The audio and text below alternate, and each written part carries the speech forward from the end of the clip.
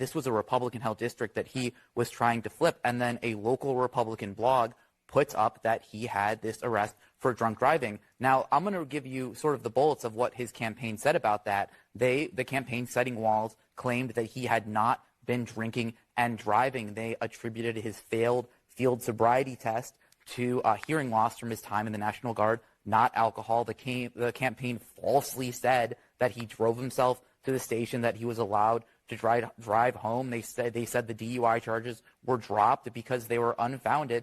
And the campaign even faulted this trooper for saying that he didn't realize that Walz had hearing impairment. They claimed a judge actually chastised the state trooper for it. Now take a look at just one statement that his campaign put out. They said he, quote, couldn't understand what the trooper was telling him during the field sobriety test, and the trooper refused to speak up. Take a look at just one statement that his campaign put out. They said he, quote, couldn't understand what the trooper was telling him during the field sobriety test, and the trooper refused to speak up.